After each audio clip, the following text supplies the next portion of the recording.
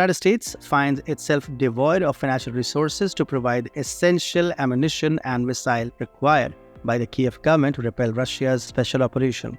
Due to domestic political entanglements, the Biden administration recently hosted the monthly meeting of approximately 50 nations responsible for coordinating support for Ukraine, but returned empty-handed for the first time since the war started. This collaborative group, initiated by Defense Secretary Lloyd Austin in April 2022, is currently grappling with the intricacies of securing aid.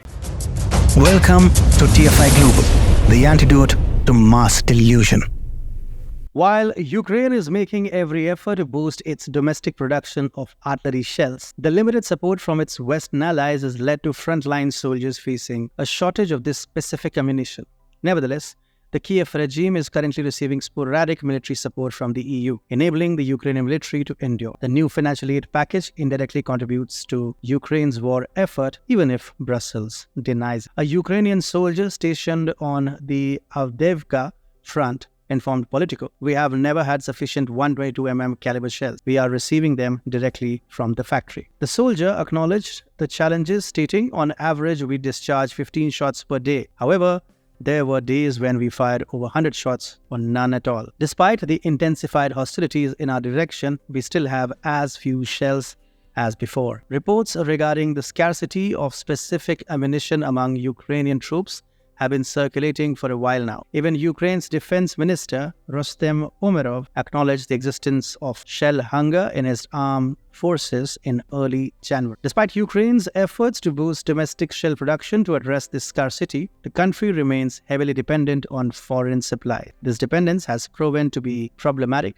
especially as the European Union falls short of delivering on its promises, and American support for Ukraine remains entangled in congressional gridlock for several months now. The stoppage is having a real impact on the troops dug into trenches in southern and eastern Ukraine, notes the American news portal. The report highlights that the Ukrainian military is still receiving minimal ammunition from foreign sources, adding complexity to the situation despite the country's efforts to ramp up local projectile production. Umerov openly acknowledged the significant disparity in daily artillery strikes between Russia and Ukraine, stating that the Russians deploy 5 to 10 times more artillery shells than their Ukrainian counterparts. Speaking to Politico, Ukraine's Strategic Industries Minister Oleksandr Kamyshin emphasized the immense scale of the current war, noting, "Today we have a conflict of such magnitude that the entire capacity of the free world is insufficient to sustain our consumption. We certainly cannot manage this without assistance." According to the outlet, the shortage situation is a primary factor behind the Ukrainian military adopting a defensive stance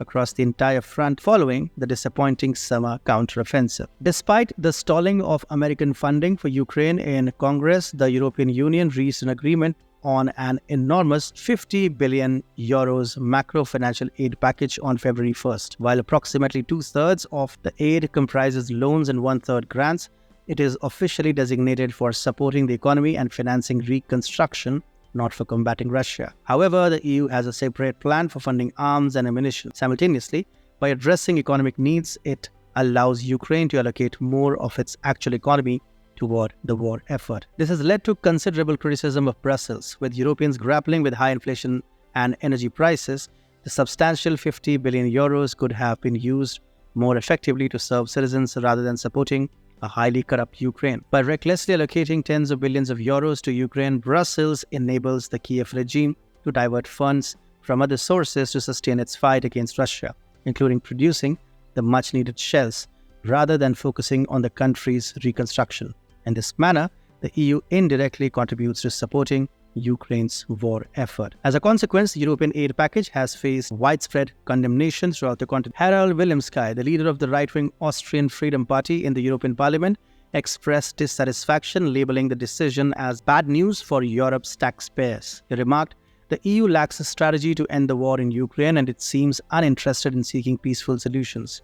Meanwhile, Brussels is persistently channeling billions into Ukraine, even though these funds could be more effectively utilized within the EU and its member states. Ukraine has transformed into a bottomless financial pit. Wilhelmsky also highlighted the skepticism surrounding the provision of funds as loans, emphasizing that there is little confidence in Ukraine's ability to repay them. Echoing the concerns of the MEP, French MP Thierry Mariani expressed regret over the aid package, stating that it would impose a cost of 8 billion euros on French taxpayers, money that he remarked our farmers would dream of. In recent weeks, European farmers have been staging protests by blocking roads and depositing manure and waste in front of government buildings across the continent. They demand acknowledgement of the significance of their profession and decry government agricultural policies that, in their view, render them uncompetitive in the market. Despite these pressing concerns from the farming community, European technocrats are sidelining them to prioritize support for Ukraine's war effort. This effort appears futile, as even with substantial Western support,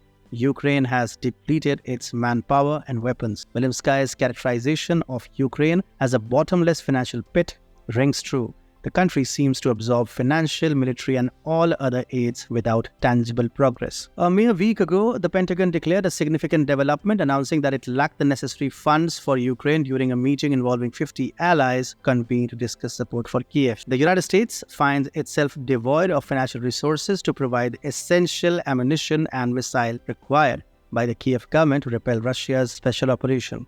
Due to domestic political entanglements, the Biden administration recently hosted the monthly meeting of approximately 50 nations responsible for coordinating support for Ukraine, but returned empty-handed for the first time since the war started. This collaborative group, initiated by Defense Secretary Lloyd Austin in April 2022, is currently grappling with the intricacies of securing aid. As the wait persists for Congress to authorize additional funds for Ukraine's fight, Washington is turning to its allies to continue filling the financial gap. Following the meeting, Celeste Wallander, the Assistant Defense Secretary for International Affairs, informed reporters that Ukraine's Ministry of Defense is receiving reports from its front lines indicating a complete lack of the necessary stocks and stores of ammunition. While Ukraine anxiously awaits the response of its Western allies regarding additional aid, war fatigue has gradually permeated the West. It's becoming increasingly apparent that Ukraine may be realizing this fact too late.